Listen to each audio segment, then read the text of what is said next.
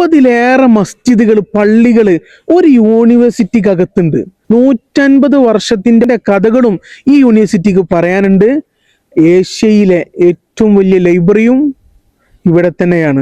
Or Insaan കി തലാഷ്മേ, മണ്ണിനെ തേടി മനുഷ്യനെ തേടി. സമസ്ത കേരള ജമിയത്തുലമയുടെ 100ാം വാർഷിക പ്രചരണം നമ്മൾ എത്തിയിട്ടുള്ളത് അലിഗഡ് യൂണിവേഴ്സിറ്റിയിലാണ്. 1155 ഏക്കറിൽ സ്ഥിതി ചെയ്യുന്ന സർ സയ്യിദിന്റെ അലിഗഡ് മുസ്ലിം യൂണിവേഴ്സിറ്റി ഉത്തർപ്രദേശിലെ ഒരു ജില്ലയുടെ നാമം കൂടിയാണ് അലിഗഡ്.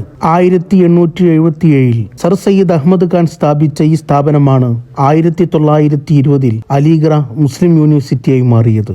മുസ്ലിം വിദ്യാർത്ഥികൾക്ക് പുറമെ എല്ലാ മതങ്ങളിൽ നിന്നും വിദേശ രാജ്യങ്ങളിൽ നിന്നും വിദ്യാർത്ഥികൾ ഇവിടെ പഠിക്കുന്നു. ആദ്യമായി ഈ സ്ഥാപനത്തിൽ നിന്ന് ബിരുദം നേടിയത് ഒരു ഹൈന്ദവ സഹോദര മതത്തിലെ വിദ്യാർത്ഥിയായിരുന്നതും ചരിത്രത്തിൽ മാറ്റുകൂട്ടുന്നുണ്ട്. അല്ലമൽ ഇൻസാന മാലം യാലം, ഈ ഒരു ആയത്ത് അലിഗഡിലെ പ്രധാന ചുമരുകളിലും മറ്റും കാണാൻ കഴിയും. ഖുർആൻ ആദ്യമായി മനുഷ്യനോട് പറഞ്ഞ കമാൻഡ് എന്തായിരുന്നു? ഇഖ്റ, വായിക്കുക. അതിൻ്റെ തുടർച്ചയാണ് ഈ ആയത്ത്. അല്ലമൽ ഇൻസാന മാലം യാലം, മനുഷ്യന് അറിയാത്തതെല്ലാം അള്ളാഹു പഠിപ്പിച്ചു.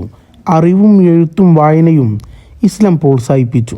സർ സയ്യിദ് ഉയർത്തിപ്പിടിച്ചത് ഈ ഒരൊറ്റ ആയത്തിനെയായിരുന്നു. കേരളത്തിൽ നിന്നും മറ്റു സംസ്ഥാനങ്ങളിൽ നിന്നും ഉത്തർപ്രദേശിലെ ഈ അലിഗഡ് യൂണിവേഴ്സിറ്റിയെ തേടി വിദ്യാർത്ഥികൾ എത്തുന്നുണ്ട്. ഏഷ്യയിലെ ഏറ്റവും വലിയ ലൈബ്രറികളിലൊന്ന് ഇവിടെ കാണാൻ സാധിക്കും. സർ സയ്യിദിന്റെ ചിന്തയിൽ നിന്ന് അന്ന് തുടങ്ങി.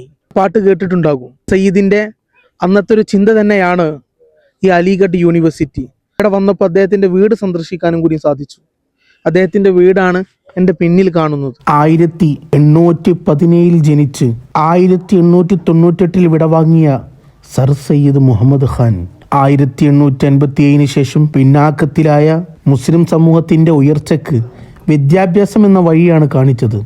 അല്ലമൽ ഇൻസാന മാലം യാലം എന്ന ആയത്തിനെ ജീവിത മന്ത്രമാക്കി അലിഗഡ് പ്രസ്ഥാനം ആരംഭിച്ചു. ബ്രിട്ടീഷ് ഭരണകാലത്ത് അറിവും വിശ്വാസവും വിരുദ്ധമല്ലെന്ന് പഠിപ്പിച്ച സർ സയ്യിദ് ഇന്നും നമ്മോടും പറയുന്നത് ഇതാണ്: വിദ്യാഭ്യാസമാണ് സമൂഹത്തിൻ്റെ യഥാർത്ഥ ശക്തി. ഒരുപാട് മുസ്ലിം സമൂഹത്തിനെ പിന്നോക്കാവസ്ഥയിലും ബ്രിട്ടീഷുകാരെ ചെറുത്തു തോൽപ്പിക്കുന്നതിലും അദ്ദേഹത്തിൻ്റെ ജീവിതത്തിൻ്റെ പങ്ക് നിസ്സീമമാണ്.